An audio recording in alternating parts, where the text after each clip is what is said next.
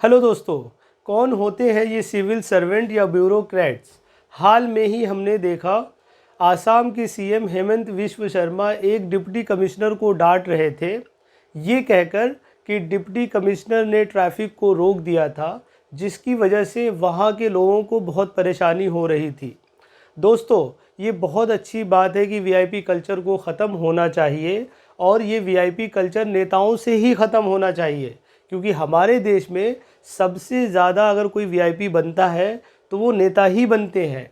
Public के पैसे पर वो 8-8 10-10 गाड़ियाँ लेकर घूमते हैं और फिर ये कहते हैं कि वीआईपी कल्चर ख़त्म होना चाहिए, और वो ऑफिसर्स को बदनाम करते हैं।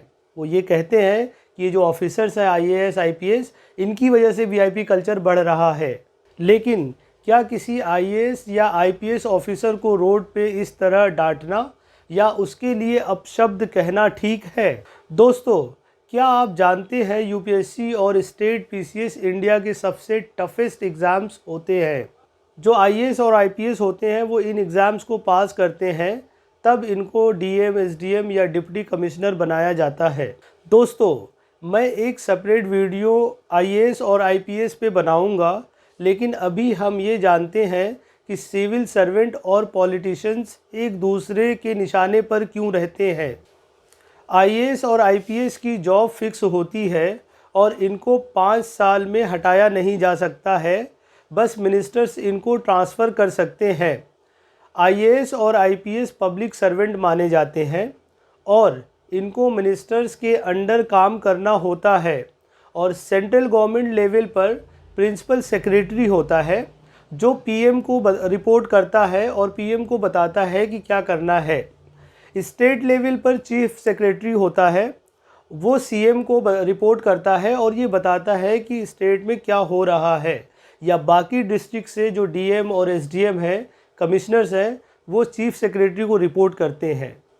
डिस्ट्रिक्ट लेवल पे जो भी ट्रांसफ़र्स होते हैं पब्लिक सर्वेंट्स के, चाहे वो आईएएस हो या आईपीएस हो, वो चीफ मिनिस्टर्स को कंसल्ट करके चीफ सेक्रेटरी ही ट्रांसफ़र करते हैं। यही वजह है कि जो पार्टी पावर में होती है उस पार्टी का एक छोटा सा कार्यकर्ता भी इन ऑफिसर्स को कुछ नहीं समझता है और ऐसे दिखाता है जैसे इन ऑफिसर्स की वजह से इस देश में गरीबी बढ़ती जा रही है।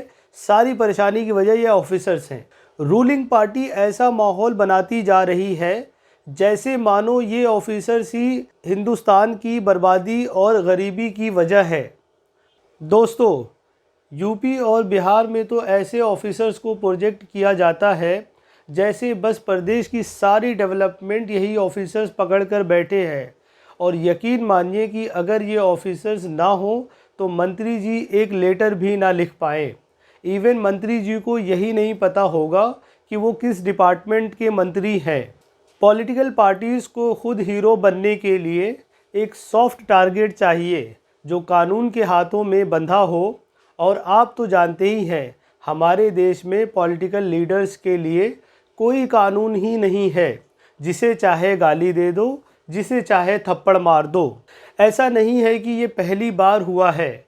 ऐसे ही मायावती ने एक आईएएस ऑफिसर से अपने जूते बंधवाए थे, आज़म खान ने अपनी एक भैंस ढूंढवाई थी, और बिहार के एक पॉलिटिशियन ने एक ऑफिसर को लात घूंसे से पीटा था। दोस्तों, ऐसा नहीं है कि ये पॉलिटिशियन सिर्फ जनता को परेशान करते हैं, ये ऑफिसर्स को भी कुछ नहीं समझते। इनफैक्ट जो इनके हाँ में हाँ नहीं मिलाएगा ये उसको टॉर्चर करते हैं। जिन स्टेट्स में इलेक्शन है, मेरी वहाँ की जनता से ये अपील है कि अपने वोट का महत्व समझें और हिंदू मुस्लिम का सोच के वोट बिल्कुल मत करें। स्कूल, कॉलेज, रोड, रोज़गार और हॉस्पिटल के लिए वोट दें। भुखमरी और गरीबी के ख़िलाफ़ वोट दें।